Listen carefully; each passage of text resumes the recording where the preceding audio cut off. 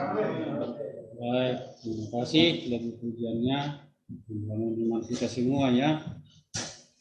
Ya, terima kasih Bapak Ibu. Ada lagi yang lain, silakan.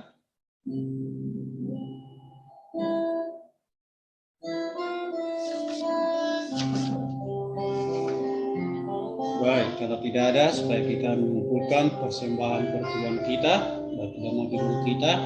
Kita persiapkan nyanyian pujian nomor 226, Hidupku Tuhan Kini Milikmu. Bagi petugas yang mengumpulkan persembahan bisa maju ke depan. Nyanyian pujian nomor 226. Ya, Pak Simbolon, bisa Pak?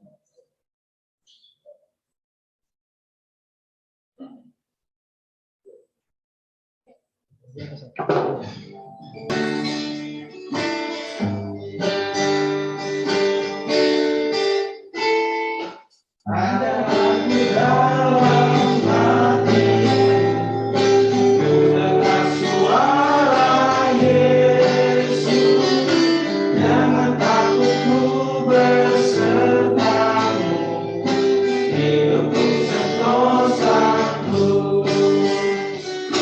Yesus, Yesus Tuhan, nama yang merdu, yang mengaruniakan lagu dalam hatiku. Amat hina dulu hidupku, jauh dari kesukaan, namun diberikannya Tuhan, ku nyanyikan pujian. Yesus, Yesus Tuhan, nama yang merdu, yang mengaruniakan lagu dalam hatiku. Sekarang ku alami ramanya, ku berlindung kepada Yesus, ku tetap memandang wajahnya, maka ku menyanyiku. Yesus, Yesus Tuhan, nama yang merdu, yang mengaruniakan lagu dalam hatiku. Takkan lama lagi datangnya, ku disambut oleh Dia, ku diangkat duduk sertanya, dan bertata di surga. Yesus, Yesus Tuhan, nama yang merdu, yang mengaruniakan lagu dalam hatiku. Baik, salam. Hai Bapak Ibu.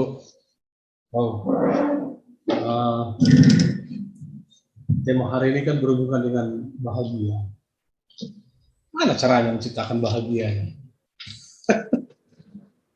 Gimana Pak Sinaga? Kira-kira menciptakan bahagia itu seperti apa?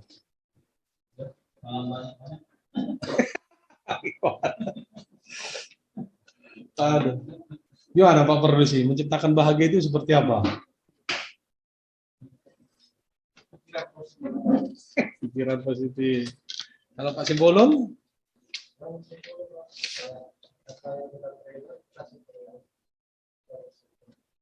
Amin. Syukur. Saudara Hidar, gimana menciptakan bahagia? Sama, bersyukur apapun yang kita alami ya. Syukur. Saudara Eko ini, gimana ini? Berserah kepada Tuhan. Serah kepada Tuhan. Herlan, ayo Lan. Gimana? Bersyukur. main ciplak-ciplak aja udah 4 orang. Masa nggak ada yang lain? Kalau siapa? Ayo, Sarman, gimana? Menciptakan bahagia itu gimana? Berbahagia itu gimana? Saya lihat nggak perlu dipertanyakan, cuma kita yang buat sendiri. Gimana cara itu maksudnya? Gimana cara? Apa yang tahu sendiri? Saya kan bertanya supaya berbagi. Kan Bapak Ibu Saudara kan berbahagia. Saya ingin juga berbagi, tahu gitu kan. Mana ini? Ini siapa? Si Erwin. Gimana berbahagia itu? Sukacita. Ini yang perempuan-perempuan. Gimana? Si PB duluan. Ayo, apa? Gimana berbahagianya PB? Ayo dong, kencang dong. Masa nggak pernah berbahagia? Joyce, gimana?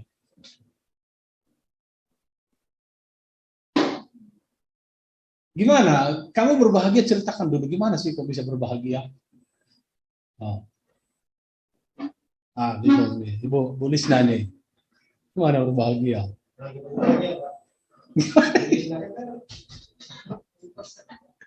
Iya, kurang bahagia saya lihat tadi.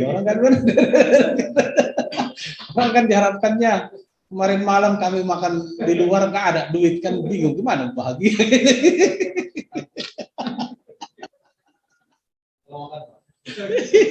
Ya, yang ada kami ketawa-ketiwi dengan berita Subarani, berita Krisman. Jadi setiap ketemu kami itu nggak bisa tertawa. Tertawa apa aja bisa tertawa. Dan apa aja bahasanya bagaimana membuat tertawa, berbahagia. Setelah itu, beda lagi. Jadi gimana berbahagia itu? Karena dalam Alkitab kan dituliskan berbahagia orang benar. Berarti ada berbahagianya. Emang kita bersyukur sudah bahagia gitu? Harusnya kalau bersyukur berbahagia, berarti kan bisa terlihat ke orang lain bahagianya, benar? Iya, tapi kan dia bersyukurlah. Memang masih ada tabungan walaupun menuju bangkrut. Itu bersyukur juga. Kamu bersyukur juga itu kan? Tapi bahagianya pasti tidak akan muncul, benar? Bahagianya tidak akan bisa dibagi ke orang lain. Karena bersyukur dan tahap pada posisi itu. Tapi firman Tuhan kan menyinggung kita seperti apa bahagia itu. Bagaimana bahagia itu? Ada bahagia diciptakan. Misalnya, aduh saya ini kurang bahagia ini. Ya seperti saya katakan, ke siapapun saya komunikasi, memang berusahanya bagaimana supaya muncul ketawa. Sehingga suatu ketika saya bisa perhatikan orang-orang yang susah ketawa, saya buat muncul kata-kata yang menimbulkan tertawa, dia agak kurang ketawa begitu. Tapi ujung-ujungnya jangan-jangan Bapak ini tersinggung kali. Jadi saya ketawa. Loh, saya ngomong begini jangan-jangan dia tersinggung. Jadi seolah-olah kadang-kala ya guyon itu kan muncul seperti model kebodohan ya. Jadi seperti komunikasi yang bodoh gitu. Jadi kalau orang yang serius pasti mengatakan ini bodoh banget di Bapak ini. Kok ngomongnya tidak pantas gitu. Padahal ngomongan itu untuk menimbulkan kebahagiaan. Untuk menimbulkan tertawa. Bisa begitu. Ya, jadi ya memang kita harus bisa membuat suatu kondisi itu menjadi kondisi bahagia. Tapi kadang-kadang ketika ada tekanan, kita sulit bagaimana bisa berbahagia. Tapi ada cara yang Tuhan tunjukkan di dalam Mazmur pasal 112 ini, bagaimana bahagianya orang benar. Bagaimana sih bahagianya orang benar? Ya, sudah share di HP masing-masing Bapak Ibu. Jadi saya maksud itu mau kita bahas. Ya. Saya lihat dulu di WA grup kita ini. Ada di situ poin-poinnya, ya, poin-poinnya. Itu bahagianya orang benar, Bapak Ibu. Ya.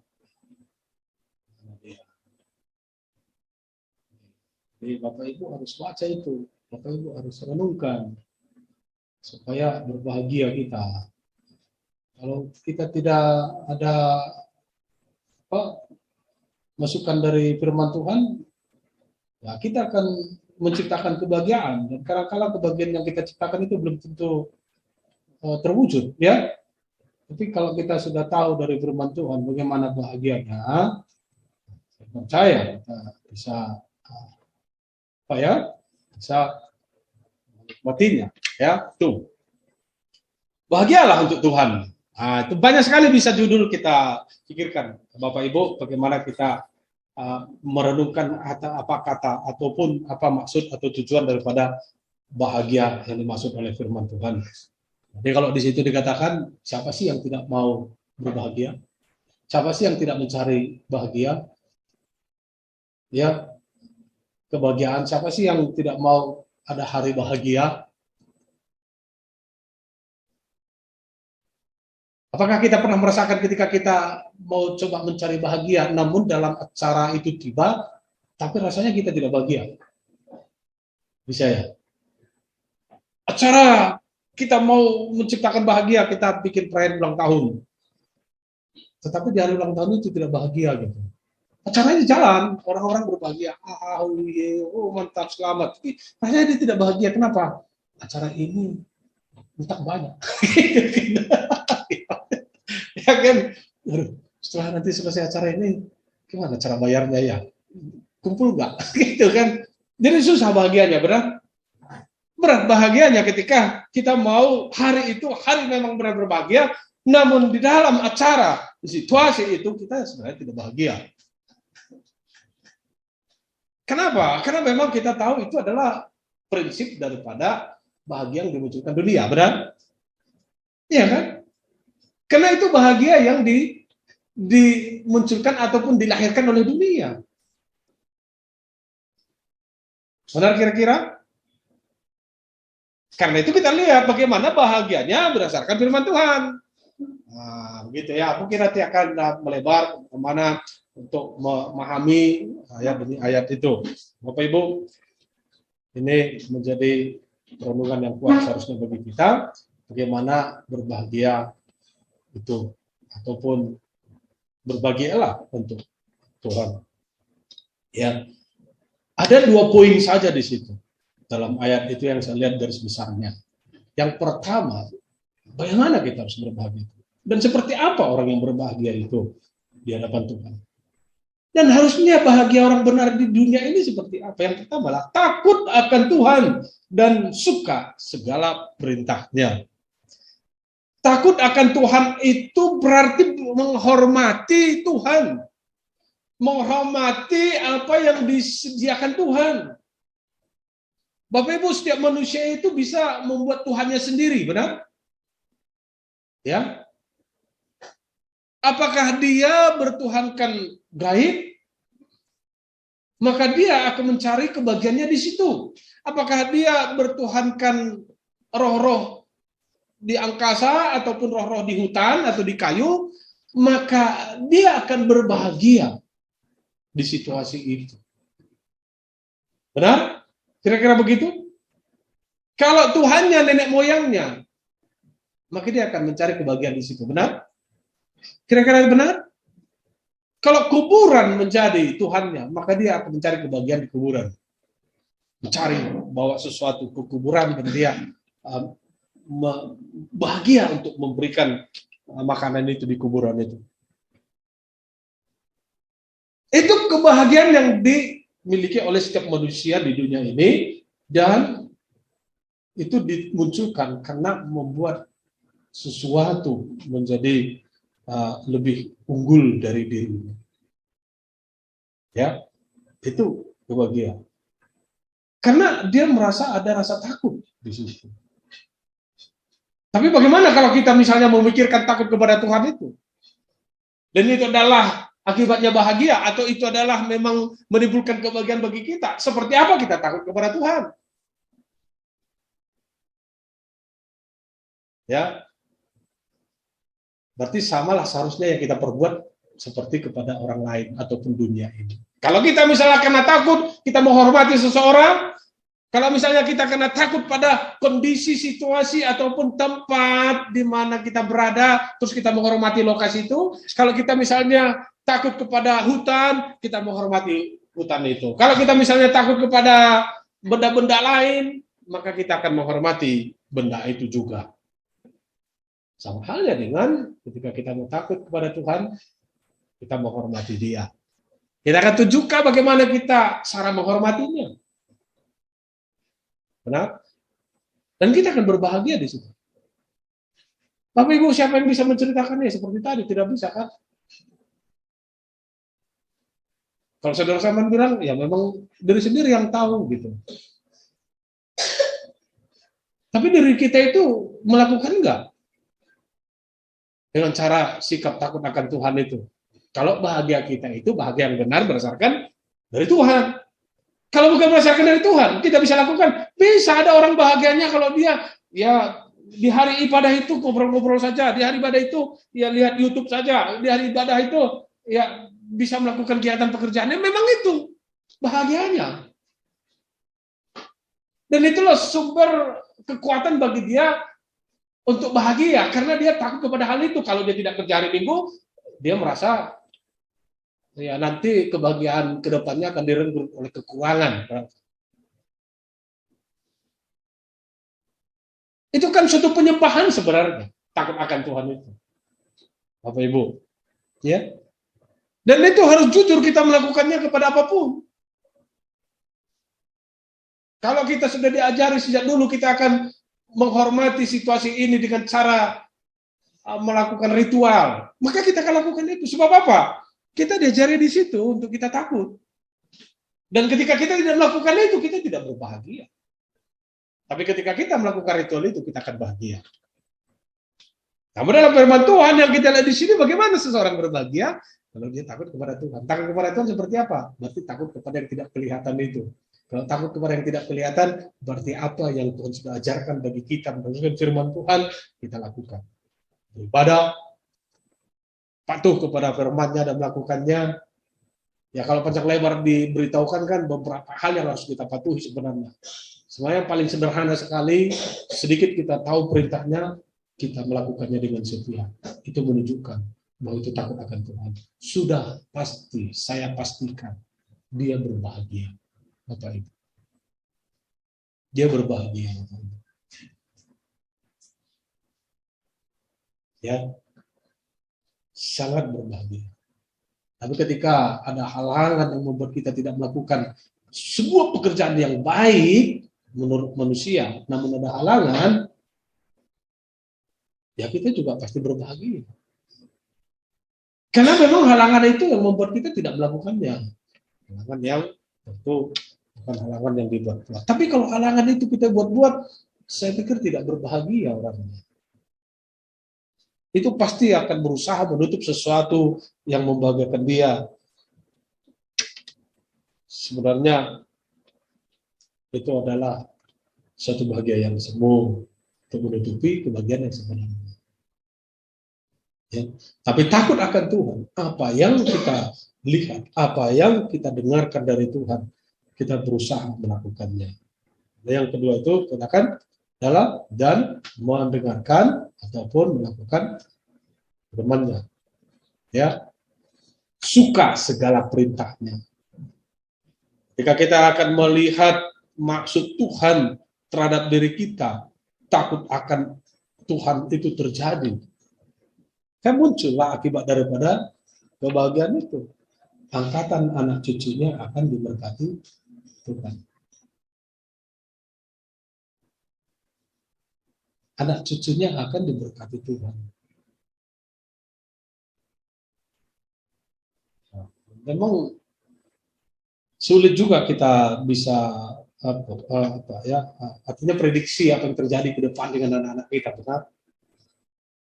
Tapi banyak cerita mengatakan itu gara-gara ulah-ulahnya tidak jauh apa yang diperbuat dari sejak dulu oleh orang tuanya, kan gitu ya.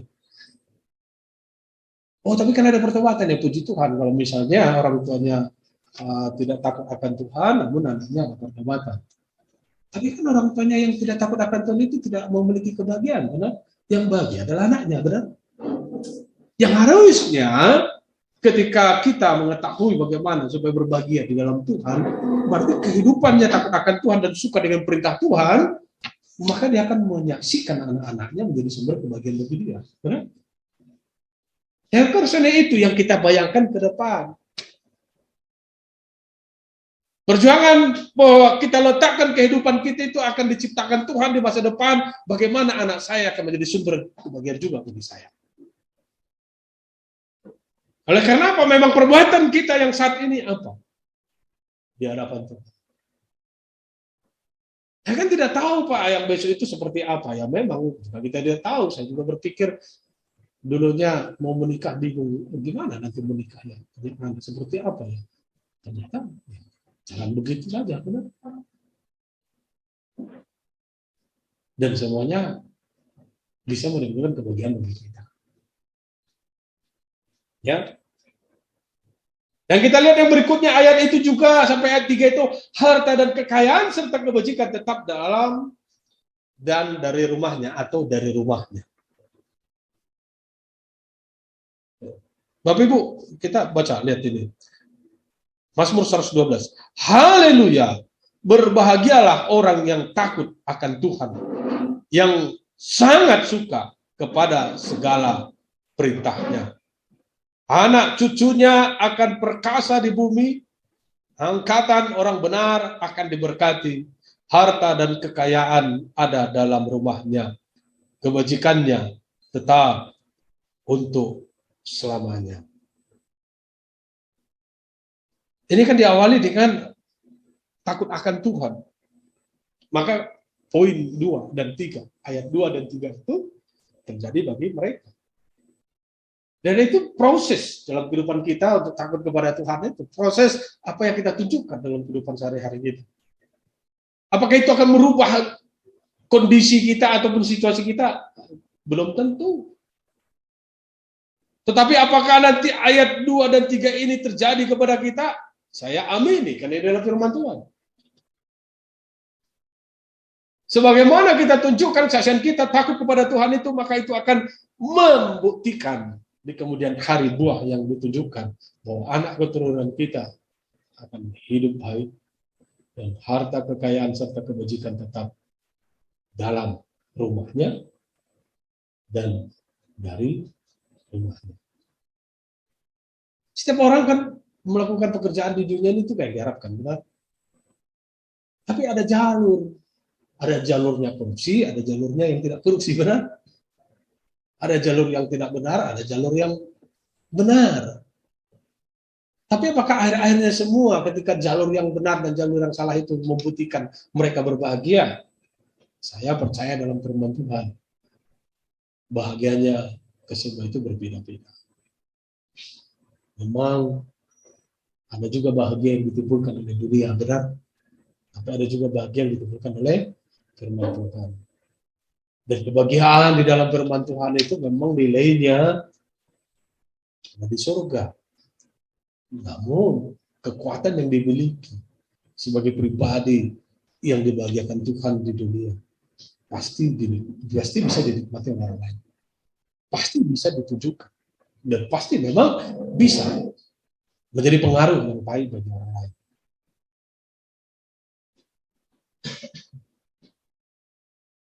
Ya. Ini yang kita lihat yang poin pertama. Dan poin kedua, bagaimana kita berbahagia di hadapan Tuhan? Ayat yang keempat sampai 10 itu. Terang benderanglah dalam Tuhan dan hidup berbelas kasih. Terang benderang dalam Tuhan dan hidup berbelas kasih. Ayat 4. Di dalam gelap terbit terang bagi orang benar. Pengasih dan penyayang, orang yang adil. Ini kena bentuk puisi kata-katanya Bapak Saudara. Namun saya buat menjadi suatu kalimat perintah atau kalimat keterangan, seruan. Yaitu seseorang yang berbahagia memang harus terang benderang. Seseorang yang berbahagia memang harus hidupnya berbelas kasih. Itu orang yang berbahagia. Itu membuat dirinya berbahagia. Ya, manusia itu kan pintar karena sudah ada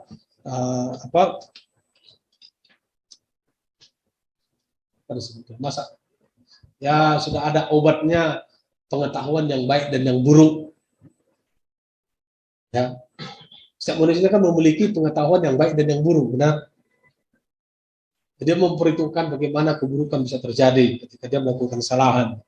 Itulah pengetahuannya kan. Ya, jadi bisa juga memikirkan apa yang terbaik bagi dia ketika dia melakukan sesuatu, memikirkan sesuatu. Karena itu sekali kita bisa terjadi, kita tidak berterus terang sebagaimana adanya, dan juga kita tidak berbelas kasihan. Berbelas kasih ya, bukan berbelas kasihan. Berbelas kasih kepada sesama. Kenapa? Kita bisa pikirkan, kalau saya berbelas kasih, belum tentu dapat balasan. Ya, kalau saya berterus terang, belum tentu mendapatkan penghargaan. Ya memang kenyataannya begitu, kadang-kadang kan? Dan memang begitu kenyataannya. Sehingga untuk apa? Terus terang, dan untuk apa? Berbelas kasih. Berbelas kasih itu artinya bahwa dia memiliki kasih kepada seseorang atau kepada orang lain dengan gerakan untuk memberikan suatu tindakan ataupun memberikan sesuatu belas kasihnya itu. Apakah belas kasihnya itu berupa perhatian, doa, ataupun berupa harta benda, untuk terwujudnya belas kasih itu terhadap orang lain dan orang lain bisa menikmatinya.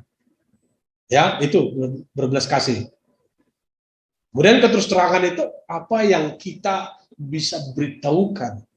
Apakah bisa mendidik, juga bisa membuat mereka itu menyadari dirinya juga.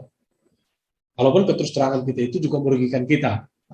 Tetapi ketika kita bayangkan sesama manusia berpikir, kalau saya terus terang juga belum tentu ada penghargaan. Kalau saya juga berbelas kasih belum tentu dia juga membalas. Kan begitu. Atau belum tentu diterima, kan begitu kan? Jadi itu hal-hal yang kita harus tunjukkan di dalam maksud ayat ini, ayat 4 ini. Bahwa seseorang yang mau berbahagia, yang harusnya dia terus terang dalam hidupnya, atau terang benderanglah di dalam Tuhan, dan juga hidup berbelas kasihan. Supaya apa? Hidupnya akan mujur setiap hari. Banyak sekali kita bisa kita pikirkan seperti apa mujur. Mujur orang yang menaruh belas kasihan dan yang memberi pinjaman. Sudah pasti yang saya katakan tadi bahwa dasarnya adalah berbelas kasihan. Berbelas kasihan seperti apa dia perbuat. Memang di sini ditujukan langsung apa yang dituliskan dalam firman Tuhan. Tapi tidak hanya itu, berbelas kasihan itu kan bukan hanya ketika dia memberi pinjaman atau memberikan pertolongan yang butuh balasan seperti atau bayaran, tidak kan? Tetapi yang kita ketahui apa yang diperbuat dalam kehidupannya itu, hidupnya akan mujur. Apa arti mujur, Pak? Pak Sinaga, apa artinya mujur, Pak?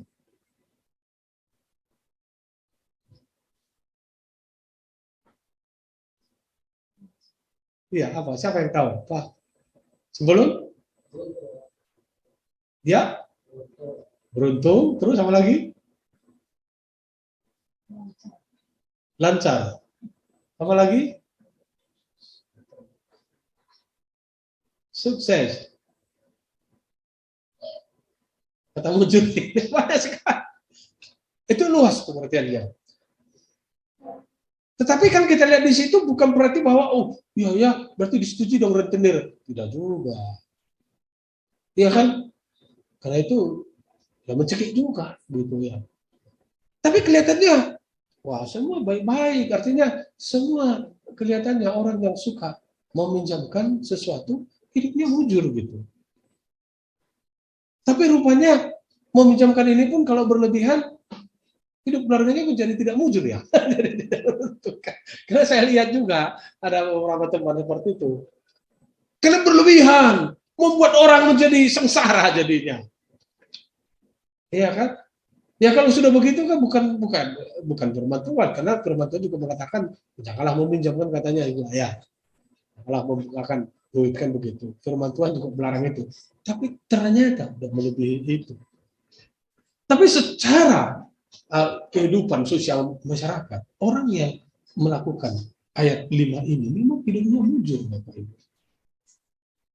Kelihatan sukses, memang sukses, beruntung. Apalagi yang kita lihat ayat 5 itu, yang melakukan urusannya dengan sewajarnya. Ya. Kemudian, apalagi ketika seseorang yang berterus terang atau terang benderang dalam kehidupannya dan hidup berbelas kasihan, ayat 6, sebab ia takkan goyah untuk selama-lamanya. Berarti hidupnya akan kokoh selamanya. Hidupnya bertahan selamanya. Orang tidak akan mengerti apakah dia sedang kekurangan, apakah dia sedang berutang banyak, apakah dia sedang tertimpa apa, apakah dia sedang digoyang oleh lingkungannya, usahanya atau segala macam, tidak akan terlihat tergoyah. Dia akan kokoh. Tapi Bu, kita lihat berita-berita juga kan. Pemimpin bangsa kita itu digoyah melalui anggota keluarga, namanya kokoh ya. Ini Bapak Ibu Saudara, kita melihat ini secara hukum Taurat, Bapak Saudara ya. Adalah Mazmur pasal 112 ini kehidupan hidup taat atau hidup melakukan hukum Taurat. Dan kokoh kan. Kalau yang lain digoyah, ambruk. Kalau ini tetap kokoh hidupnya. Apalagi yang dilihat, hidupnya akan dikenang selalu dalam 6B itu. Kan kita mau juga dikenang baik ya. Diingat. Karena dalam ayat 6 itu, orang benar itu akan diingat selama-lamanya. Nanti ketika dia melakukan kehidupan yang benar itu, dia mau menunjukkan siapa adanya dia dan juga berbelas kasih. Dan apa yang bisa diperbuat bagi orang lain yang membuat orang lain bahagia, dia juga menciptakan kebahagiaan bagi dirinya itu. Dengan perbuatannya itu dia dikenang oleh orang lain ataupun dikenang selama-lamanya. Ayat berikutnya dikatakan hidupnya akan selalu percaya kepada Tuhan. Sulit sekali ketika kita coba membacakan ayat yang ke-7b ini. Katakan, ia tidak takut kepada kabar kecelakaan, hatinya tetap penuh kepercayaan kepada Tuhan. Hidupnya akan berani dalam segala hal dan hidupnya akan selalu percaya kepada Tuhan. Karena kalau seseorang memang merasa tidak berani mempertahankan hidup dalam satu lokasi, karena seperti tidak ada keberuntungan ataupun tidak ada jalan keluar, sehingga dia mencari-cari jalan untuk melepaskan kesusahannya. Kan itu akibat daripada ketidakberanian. Benar? Tidak ada sesuatu yang membuat dia itu berani dalam kehidupannya. Tapi kalau dia terus terang, kalau dia berbelas kasih, berarti kan menciptakan keberanian pada dirinya.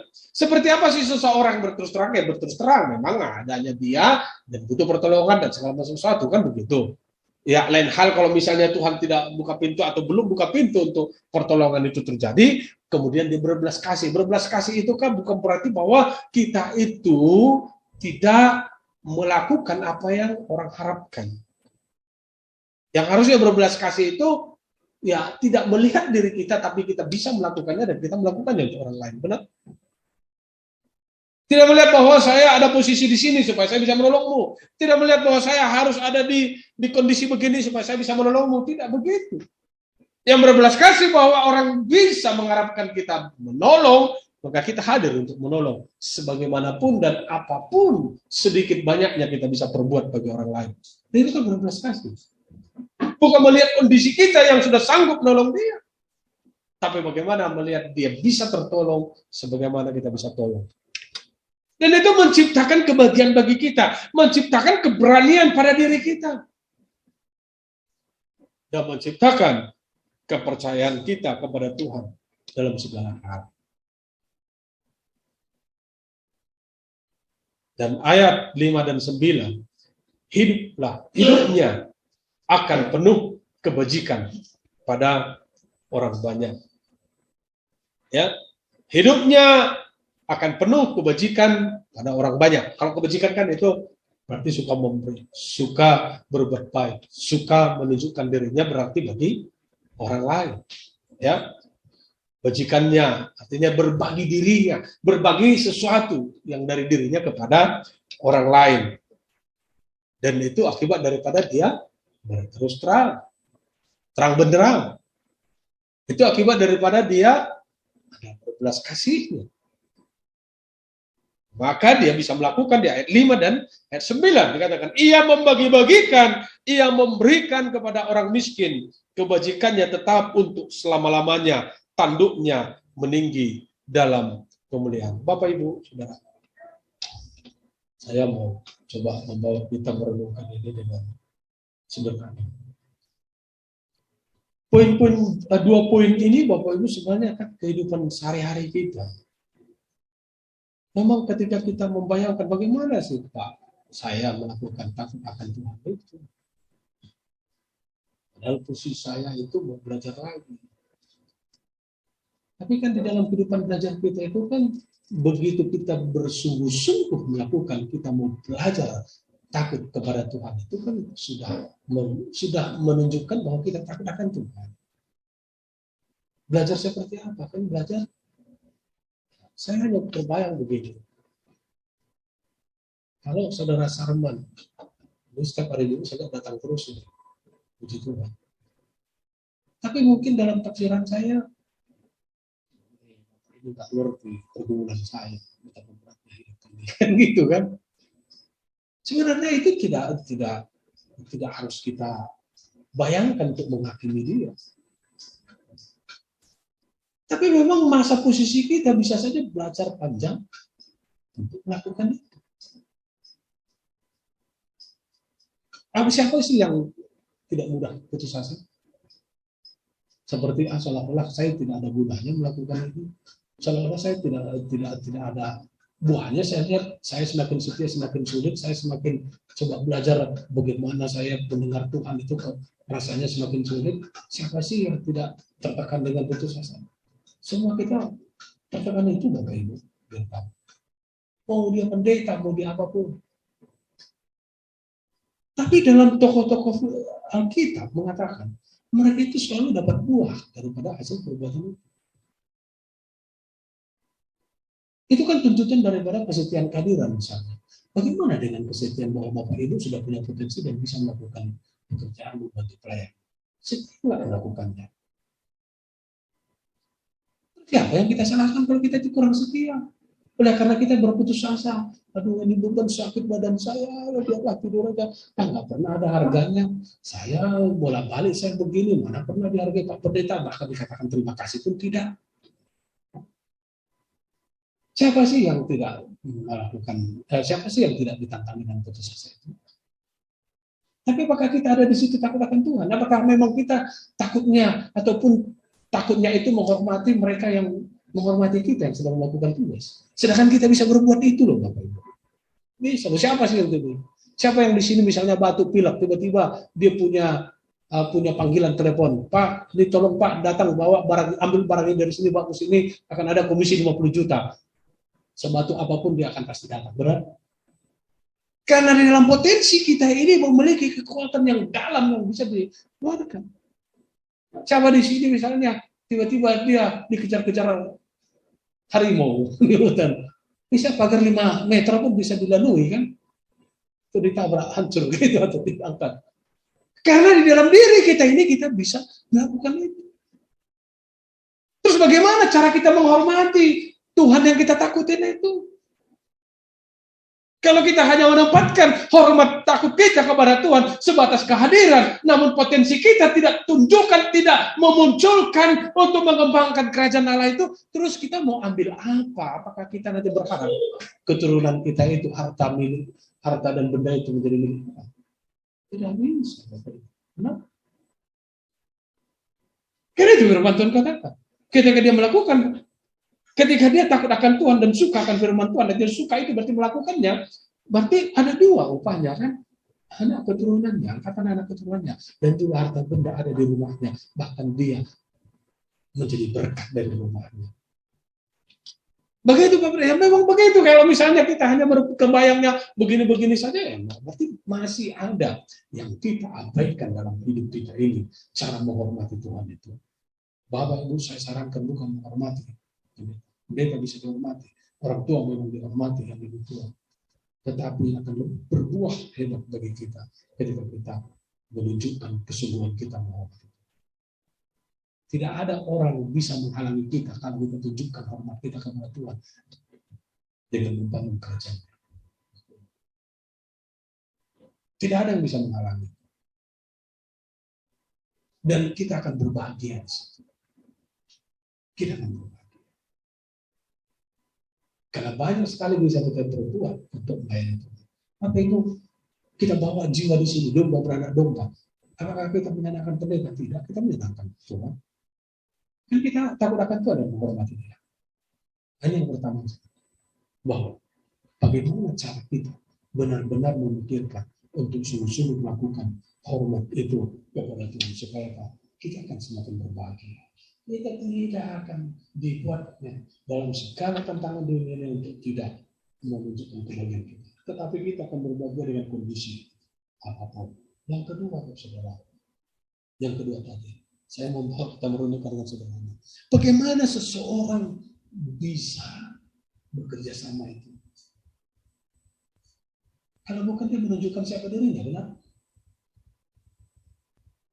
Bapak Ibu, kadang-kala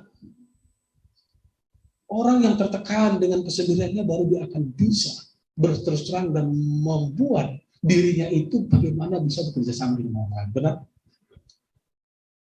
Mungkin kalau sebelum itu dilalui, dia tidak bisa. Tapi setelah itu dilalui, maka dia akan tahu persis bagaimana saya bisa bekerja sama dengan orang. Demi apa? Demi saya dapat makanan di perut.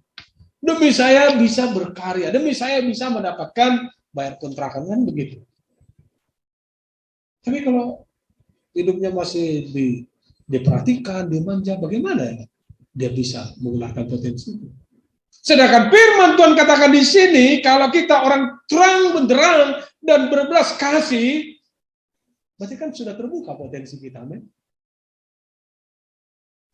Berarti kan tinggal mengembangkan. Bagaimana cara mengembangkannya? Ya tinggal ditumbuhkan ataupun ditingkatkan. Ketika seseorang dia sudah tahu bagaimana menunjukkan potensinya karena memang dia berterus terang dan dia bisa diolah semakin berkembang, dan itu harus dikembangkan dengan setia. Kemudian ketika dia juga bisa berbuat baik oleh memang belas kasihnya kuat dan semakin banyak dia bisa berbuat baik atau berbuat sesuatu kepentingan bagi banyak orang atau orang lain, dia pupuk terus, dia tingkatkan terus. Maka apa yang dikatakan Tuhan? Itu bisa klaim. Yang poin-poin yang kita lihat tadi, bagaimana hidupnya mujur, kokoh, dikenang orang, dan pemberani, selalu percaya dalam segala hal, dan kebajikan menyertai dia. Terus apa yang kita mau cari lagi ke depannya? Kan hanya itu kan? Apa yang kita mau harapkan untuk kita akan capai di hari depan? Kan itu. Tidak yang lain. Kita belajar dimanapun hanya untuk mencapai masa depan lebih baik, benar? Dan kita menerima kebenaran firman Tuhan ini untuk menguatkan, mengokohkan, ataupun meyakinkan, memastikan bahwa kita punya potensi untuk melakukan itu. Jika kita sudah perbuat itu, Bapak Ibu, teguhlah selalu menjadi orang yang bahagia karena kebaikanmu. Teguhlah selalu. Teguh itu berarti setia, teguh tetap di situ. Jangan pernah buka sesuatu yang membuat kita itu ragu dalam melakukan itu. Karena kalau itu kita lakukan di dalam Tuhan. Teguhlah di situ. Karena kebaikan kita. Karena kebaikan kita. Walaupun orang lain tidak memberikan pujian. Walaupun orang lain tidak memberikan penghargaan. Walaupun orang lain tidak memperhatikan kita. Walaupun orang lain tidak memberikan kita. Karena kita mau berbahagia. bukan berbahagia oleh karena dunia, oleh sistem dunia, tapi memang kita menciptakan kebahagiaan di dalam Tuhan. Poin 2 ini menjadi kekuatan bagi kita bagaimana menciptakan kebahagiaan kita di dalam Tuhan. Amin. Mari kita berdoa. Bapa di surga, kami syukur Bapa. Terima kasih atas firman. Kau juga Tuhan membuatkan firman-Mu. Memang sebuah pengajaran Tuhan. Kami harus hidup di dalam pengajaran-Mu. Karena oleh pengajaran-Mu kami tahu melakukan dan menjalankan kehidupan kami lebih baik. Ketika dalam kehidupan kami semakin menjadikan hidup kami takut akan Tuhan, maka kami menjaga hidup kami. Ketika kehidupan kami semakin menyukai firman-Mu, maka kami berusaha untuk taat dan perintah-Mu Tuhan dan melakukannya. Dan Engkau akan memberkati. Ketika kami juga Tuhan terus terang bagaimana adanya hidup kami, maka Tuhan berkuasa bagi kita. Tuhan juga menjadikan kami bisa mengeluarkan potensi kehidupan kami untuk bergaul di dalam Kristus kepada Allah. Dan juga Tuhan, jika kami tahu berbelas kasih kepada sesama kami, Tuhan akan menjadikan diri kami berarti. Dan akan memberikan keuntungan bagi orang lain. Namun kami mendapatkan keuntungan daripada Engkau dan kebahagiaan yang benar. Semua apa yang Tuhan firmankan, kami dapat mengklaimnya oleh karena kehidupan kami. Hidup yang sesuai apa Tuhan kehendaki. Dalam firman-Mu ini kuat dalam diri kami.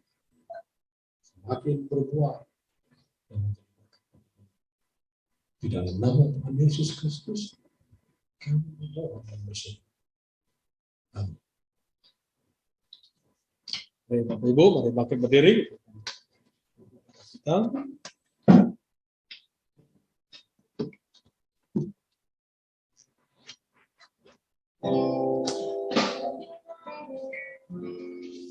nomor 193.